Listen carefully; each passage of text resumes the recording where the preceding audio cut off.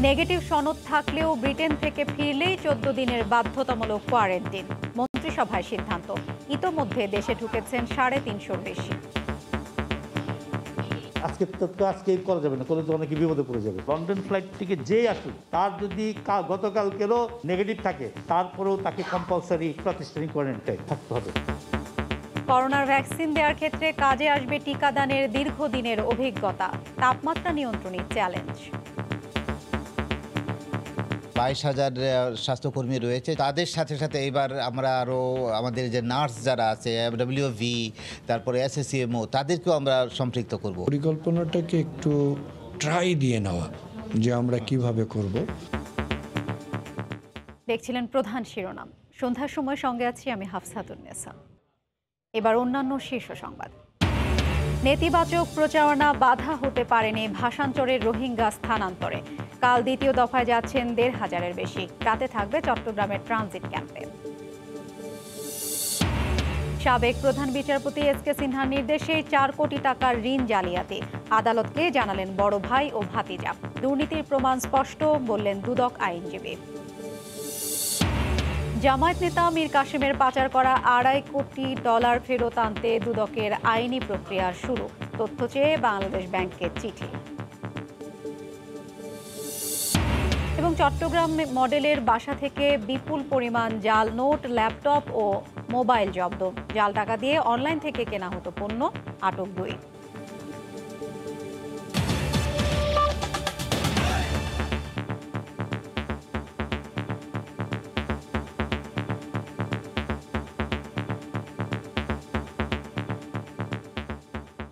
যুক্তরাজ্যে নতুন করোনা সংক্রমণের কারণে দেশটির সঙ্গে ফ্লাইট বন্ধ না করে এবার যাত্রীদের দেশে প্রবেশে কঠোর বিধিনিষেধ আরোপ করতে যাচ্ছে সরকার। ব্রিটেন থেকে দেশে আসলেই বাধ্যতামূলক ১৪ দিনের প্রাতিষ্ঠানিক কোয়ারেন্টিনে রাখার সিদ্ধান্ত হয়েছে মন্ত্রিসভার বৈঠকে। এক্ষেত্রে করোনার নেগেটিভ সনদ থাকলেও তা কাজে আসবে না জানিয়ে মন্ত্রিপরিষদ সচিব বলেছেন, ঢাকার পাশাপাশি সিলেটেও কোয়ারেন্টিনের ব্যবস্থা করা হবে। করোনা মহামারীতে প্রায় ১ বছর ধরে ভুগতে থাকা বিশ্বে এখন নতুন আতঙ্কের কারণ রূপ পাল্টেছে এই প্রাণঘাতী ভাইরাস। লন্ডনে নতুন ধরনের করোনার প্রভাবে যখন বিভিন্ন দেশ যোগাযোগ বন্ধ করতে যাচ্ছে, তখনও বাংলাদেশ লন্ডনে ফ্লাইট বন্ধ না করে বরং কড়া বিধিনিষেধ আরোপ করতে যাচ্ছে সেখান থেকে বাংলাদেশে আসা যাত্রীদের ওপর।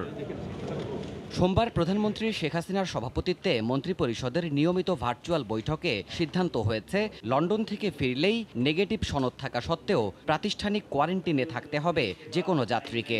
বৈঠক শেষে সচিবালয়ে গণমাধ্যমে এ নিয়ে ব্রিফিং করেন মন্ত্রিপরিষদ সচিব। লন্ডন ফ্লাইট থেকে যেই আসুক, তার যদি গতকালকেরও আপনার থাকে নেগেটিভ থাকে, তারপরেও তাকে কম্পালসারি প্রাতিষ্ঠানিক কোয়ারেন্টাইনে থাকতে হবে। লন্ডন ফেরত যাত্রীদের প্রাতিষ্ঠানিক কোয়ারেন্টিনের জন্য ঢাকায় দিয়াবাড়ি ও হজ ক্যাম্পের পাশাপাশি সিলেটেও ব্যবস্থা রাখার কথা ভাবছে সরকার, জানিয়েছেন সচিব। যে আমাদের যে প্রাতিষ্ঠানিক কোয়ারেন্টাইন দিয়াবাড়িতে আর যে হজ ক্যাম্পে আছে, সেইখানে থাকবে ১৪ দিন, আর কিছু হোটেলের ব্যবস্থা রাখতে হবে। এছাড়া হজ ব্যবস্থাপনা সুশৃঙ্খল ও জবাবদিহিমূলক করতে নতুন একটি আইনের নীতিগত সিদ্ধান্ত নিয়েছে সরকার। এখন থেকে সৌদিতে গিয়ে কোনো এজেন্সি হাজির সঙ্গে চুক্তিভঙ্গ করলে তাকে দেশে ফিরে সাজা পেতে হবে বলে জানান মন্ত্রিপরিষদ সচিব। হজের চুক্তি এখানে হওয়ার পরে কেউ গিয়ে যদি ওই দেশেও ঠকায়, তাহলে সেটাও সেই অপরাধটা এইখানে করা হয়েছে বলে গণ্য হবে। হজ এজেন্সির সত্ত্বাধারীকে এসব ক্ষেত্রে নিবন্ধন বাতিল করা যাবে এবং ৫০ লক্ষ টাকা, আর ওমরা এজেন্সির ক্ষেত্রে ১৫ লক্ষ টাকা পর্যন্ত জরিমানা করা যাবে। দেশের মহাসড়কগুলোতে অবৈধ স্থাপনা নির্মাণের সাজা হিসেবে ২ বছরের জেল ও ৫ লাখ টাকা জরিমানার বিধান রেখে মহাসড়ক আইনেও নীতিগত অনুমোদন দিয়েছে মন্ত্রিপরিষদ। কোনো প্রকার ফসল, খড় বা অনুরূপ কোনো পণ্য মহাসড়কে সে শুকাতে পারবে না। দেবাশিস রায়, সময় সংবাদ, ঢাকা। এদিকে ১৬৭ জন যাত্রী নিয়ে লন্ডন থেকে দুপুরে দেশে ফেরে বাংলাদেশ বিমানের একটি ফ্লাইট। সিলেট ওসমানী বিমানবন্দরে ১৪৪ যাত্রীকে নামিয়ে দিয়ে ২৩ যাত্রী নিয়ে ঢাকায় পৌঁছায়। সব যাত্রীর কাছে কোভিড নেগেটিভ সার্টিফিকেট রয়েছে বলে জানিয়েছে বিমানবন্দর কর্তৃপক্ষ। নির্ধারিত সময়ের ২০ মিনিট আগে সোমবার দুপুর ১২টা ১০ ওসমানী আন্তর্জাতিক বিমানবন্দরের রানওয়ে স্পর্শ করে লন্ডন থেকে আসা বিমানটি সব যাত্রী বিমানবন্দরের হেলথ জ্যাক্সে লন্ডন থেকে নিয়ে আসা কোভিড-19 নেগেটিভ সার্টিফিকেট জমা দিয়ে স্বাস্থ্য পরীক্ষা শেষে অন্যান্য আনুষ্ঠানিকতা সারেন। যাত্রীরা জানান, নেগেটিভ সনদ ছাড়া কোনো যাত্রীকে বিমানে উঠতে দেওয়া হয়নি। বিমানবন্দরের এখন তো খুবই ভালো অবস্থা। আমাদের প্যাসেঞ্জারদের এখন অনেক শৃঙ্খলা দেখতেছি। ইউকের সাথে কম্পেয়ার করলে মনে হয় অনেক ইমপ্রুভ হয়েছে। বিমানবন্দরে নেগেটিভ সার্টিফিকেট ছাড়া আপনাকে চেক ইন করতে দেওয়া হবে না। এখানে খুব কড়াকড়ি এবং খুব থারালি তারা চেক ইন করতেছে। আমার তো মনে হয় বাংলাদেশে ভালো। হ্যাঁ, ইংল্যান্ডে এখন প্রচুর সমস্যা, প্রতিদিনই 30,000 to 35,000 পজিটিভ হচ্ছে।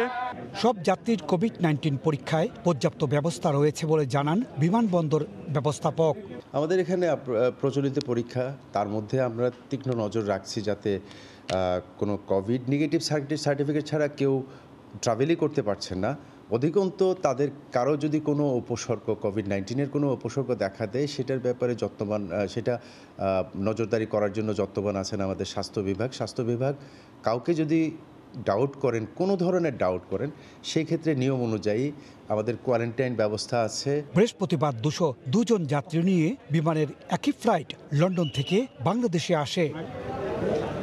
ইকরামুল কবির, সময় সংবাদ, সিলেট।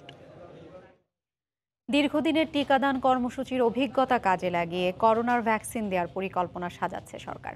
কমিউনিটি ক্লিনিক থেকে মেডিকেল কলেজ হাসপাতাল সবখানেই করা হবে টিকা কেন্দ্র। নতুন করে নার্সদের যুক্ত করা হবে এই প্রক্রিয়ায়। তবে টিকা দেওয়ার আগে পরিকল্পনা যাচাই করার তাগিদ দিয়েছেন বিশেষজ্ঞরা। রাশেদ লিমনের রিপোর্ট। করোনার ভ্যাকসিন আসছে বাংলাদেশেও। সবকিছু ঠিকঠাক থাকলে মাসখানেকের মধ্যেই অক্সফোর্ডের টিকার প্রথম চালান আসবে দেশে। সিরামের মাধ্যমে ক্রয় করা 3 কোটির সঙ্গে যুক্ত হবে বিশ্ব স্বাস্থ্য সংস্থার অনুদানে পাওয়া 6,40,00,000 লাখ। মোট 9,40,00,000 লাখ ডোজ, যা প্রয়োগ করা হবে 4,70,00,000 লাখ মানুষকে। প্রশ্ন হলো, এই বিশাল জনগোষ্ঠীকে টিকা দিতে সক্ষমতা কতটুকু বাংলাদেশের? অধিদপ্তর বলছে, দীর্ঘদিনের টিকাদান কর্মসূচির অভিজ্ঞতা কাজে আসবে এবার। সঙ্গে যুক্ত হবে প্রশিক্ষিত নার্স। আমরা একটা ফ্রন্টলাইনার তালিকা তৈরি করেছি। তাই এই ফ্রন্টলাইনারদেরকে আমরা প্রথম ভ্যাকসিনেশন করব। তার মধ্যে থাকবে চিকিৎসা শাস্ত্রের সাথে যারা জড়িত বা চিকিৎসা ব্যবস্থার সাথে যারা জড়িত, যেমন ডাক্তার, নার্স বা সেবাকর্মী, তারা প্রথম ভ্যাকসিনেশন পাবে। সবার আগে টিকা পাবে ফ্রন্টলাইনাররা, আর কেন্দ্র হবে ইউনিয়ন থেকে ওয়ার্ড কিংবা মেডিকেল কলেজ। 22,000 স্বাস্থ্যকর্মী রয়েছে যারা ভ্যাকসিন প্রদান করে। তো তাদের সাথে সাথে এবার আমরা আরও আমাদের যে নার্স যারা আছে, WV, তারপরে SSCMO, তাদেরকেও আমরা সম্পৃক্ত করব। সুতরাং আমাদের ভ্যাকসিন প্রদানের সক্ষমতা আমাদের পুরোপুরি আছে। মোট 6 জনের একটা টিম থাকবে। আমরা তাদেরকে প্রশিক্ষণ দিব, খুব শীঘ্রই আমরা প্রশিক্ষণ শুরু করে দেব। তবে পরিকল্পনা ঝালিয়ে নিয়ে প্রয়োজনে পরীক্ষামূলক কার্যক্রম চালানোর পরামর্শ বিশেষজ্ঞদের। পরিকল্পনাটাকে একটু ট্রাই দিয়ে নেওয়া যে আমরা কিভাবে করব, যাতে করে আমরা যখন শুরু করব তখন যেন কোনো বিশৃঙ্খলা বা কারো মনে অসন্তুষ্টি না হওয়া, এটা যেন না হয়। মাল্টি সেক্টরাল কমিটি বানানো, তাহলে হবে কি, ভুলগুলো কম হবে। তারপরেও যে কিছু সমস্যা থাকবে না তা না, তো সেই জন্য আমাদের কিছু লিভিং ডকুমেন্ট রাখতে হবে। এছাড়া এই প্রক্রিয়ায় কেউ যেন অনৈতিক সুবিধা না পায় সে বিষয়টিও গুরুত্ব দিয়ে দেখার তাগিদ তাদের। রাশেদ লিমন, সময় সংবাদ, ঢাকা। সাবেক প্রধান বিচারপতি SK সিনহার নির্দেশ ও প্রভাবেই 4 কোটি টাকা ঋণ জালিয়াতি করা হয়েছে বলে জানিয়েছেন তার বড় ভাই ও ভাতিজা।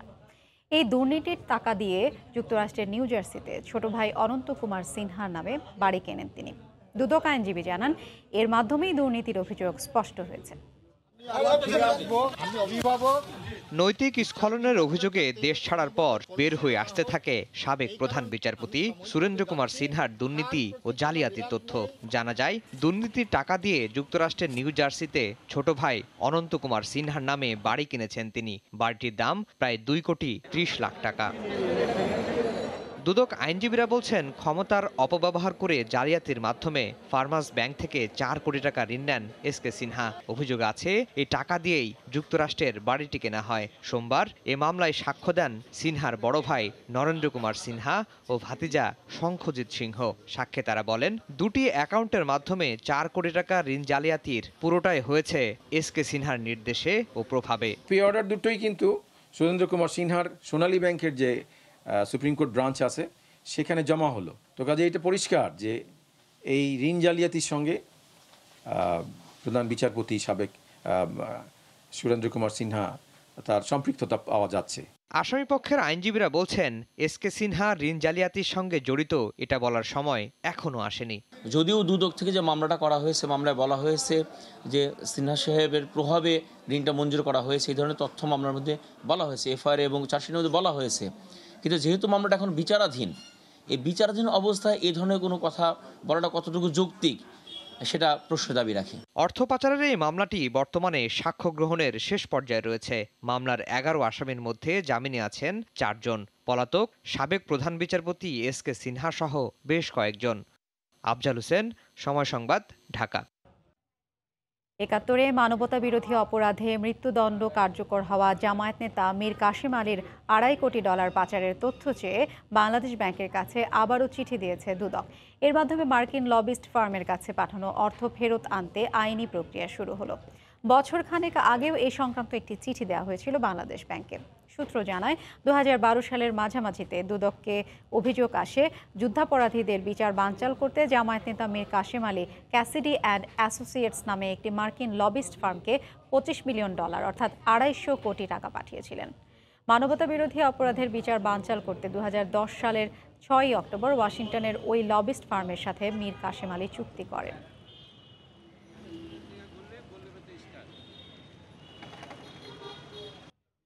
নেতিবাচক নানা প্রচারণা বাধা হতে পারেনি ভাষান্তরে রোহিঙ্গাদের স্থানান্তর প্রক্রিয়া।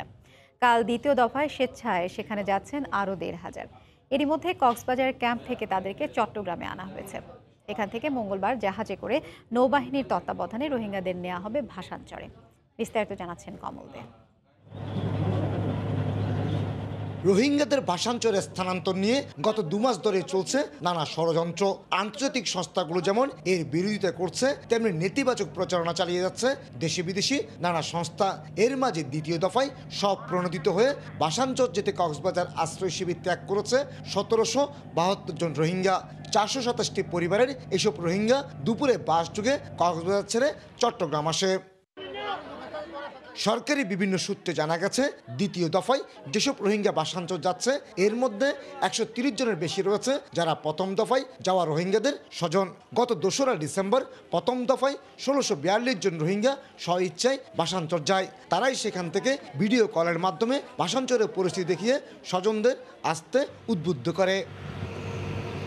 রাতে নগরীর পতেঙ্গা এলাকার বিএফ শাহিন কলেজে অবস্থানের পর সকালে জাহাজযোগে এসব রোহিঙ্গা ভাষান্তরের উদ্দেশ্যে যাত্রা করবে। বাংলাদেশ সরকার 1 লাখ রোহিঙ্গার জন্য নোয়াখালী জেলার হাতিয়া উপজেলার ভাষান্তরে পরিকল্পিত আবাসন সহ আধুনিক সব জীবনযাত্রার ব্যবস্থা করে রেখেছে। পর্যায়ক্রমে নির্ধারিত রোহিঙ্গাদের এখানে স্থানান্তর করা হবে। কমল দে, সময় সংবাদ, চট্টগ্রাম। ভাষান্তরের উদ্দেশ্যে রওনা দেয়া রোহিঙ্গাদের আজ রাতে রাখা হবে চট্টগ্রামের বিএএফ শাহিন কলেজ ট্রানজিট ক্যাম্পে। এই মুহূর্তে সেখানে আছেন রিপোর্টার শফিকুল আলম। সরাসরি যাচ্ছি তার কাছে। শফিক। হ্যাঁ হাফসা, এখনও পর্যন্ত রোহিঙ্গারা কিন্তু এসে পৌঁছায়নি।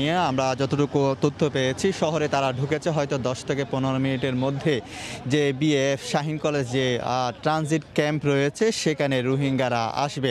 দুপুরের দিকে কিন্তু তারা কক্সবাজার থেকে রওনা হয়েছে। 30টিরও বেশি বাসে করে হয়তো কিছুক্ষণ তারা এখানে আসবে এবং তাদের জন্য সব ধরনের সুযোগ সুবিধা এখানে রাখা হয়েছে। খাবার প্রস্তুত করে রাখা হয়েছে, তারা যেন এখানে থাকতে পারে সেই সুযোগেও রাখা হচ্ছে। তাদের জন্য এখানে রান্নাবান্না করা হচ্ছে।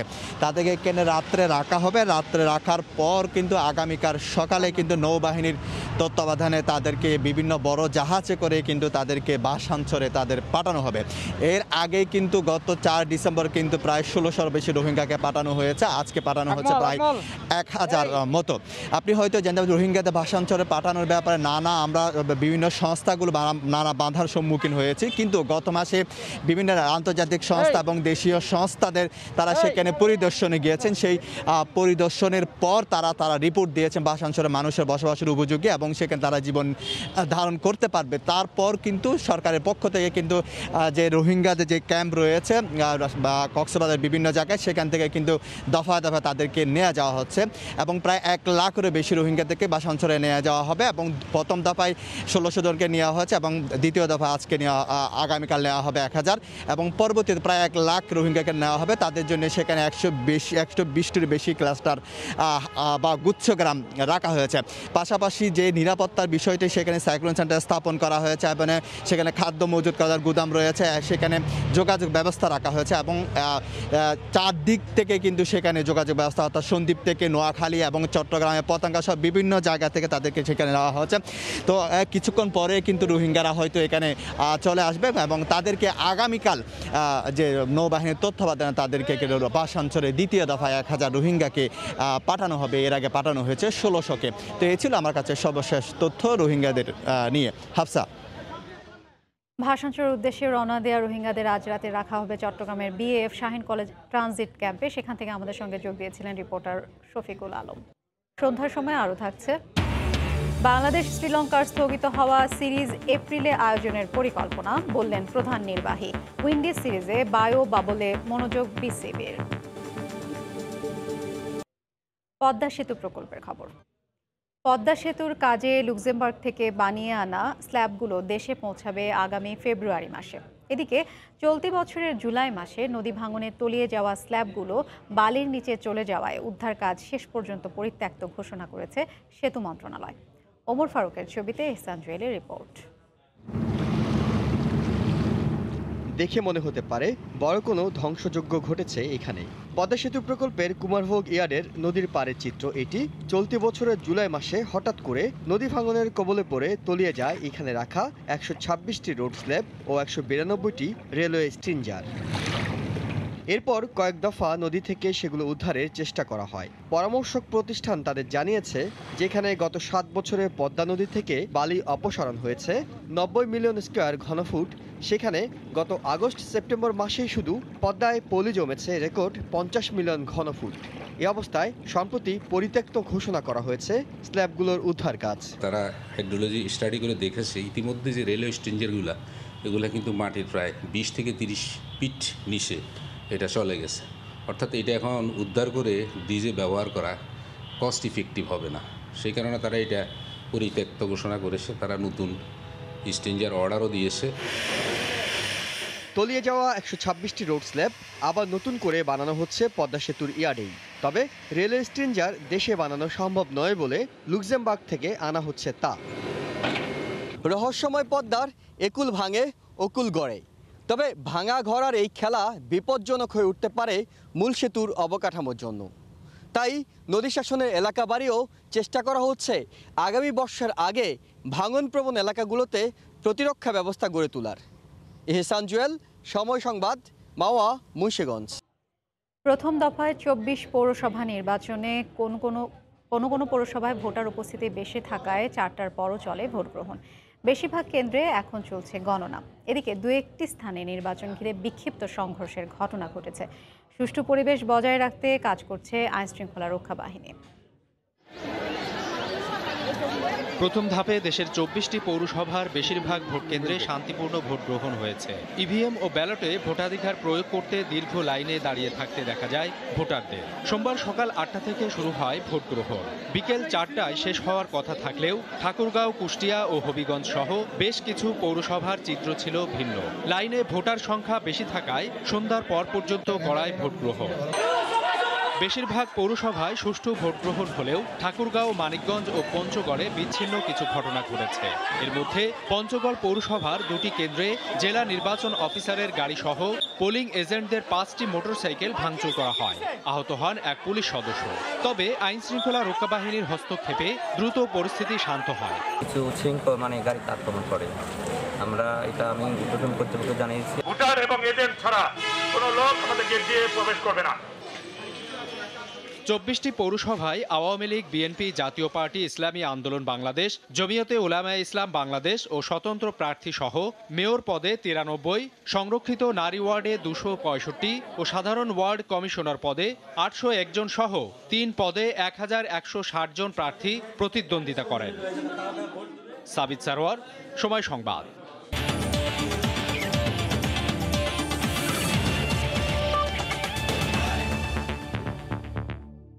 বাংলাদেশ ক্রিকেট দলের স্থগিত থাকা শ্রীলঙ্কা সফর হতে পারে এপ্রিলে, জানিয়েছেন বিসিবির প্রধান নির্বাহী কর্মকর্তা নিজামুদ্দিন চৌধুরী সুজন। এদিকে বিসিবি প্রেসিডেন্টস কাপ ও বঙ্গবন্ধু কাপের অভিজ্ঞতা কাজে লাগিয়ে ওয়েস্ট ইন্ডিজের বিপক্ষে হোম সিরিজে বায়ো বাবল নিয়ে কাজ করবে মেডিকেল টিম, এমনটাও জানান তিনি। শ্রীলঙ্কা বোর্ডের সাথে কথা হচ্ছে। শ্রীলঙ্কা বোর্ড বেসিক্যালি এই প্রপোজালটা ওদের কাছ থেকে এসছে, যেহেতু আমরা ফার্স্ট পেলে যখন আমাদের আলোচনাটা হচ্ছিল টুর্নামেন্টটা সিরিজটা হয়নি, ইন প্রিন্সিপাল এগ্রিড যে আমরা আমাদের যে টেস্ট চ্যাম্পিয়নশিপের যে কমিটমেন্ট রয়েছে সেই অনুযায়ী আমরা শ্রীলঙ্কার সাথে টেস্ট ম্যাচ খেলবো। এপ্রিলকে টার্গেট করেই করা হচ্ছে। সাকসেসফুলি 2টা কম্পিটিশন আমরা করেছি, যেখানে প্রথমে ছিল 3 টিম কম্পিটিশন, পরবর্তীতে আমরা একটা 5 টিম কম্পিটিশন করি।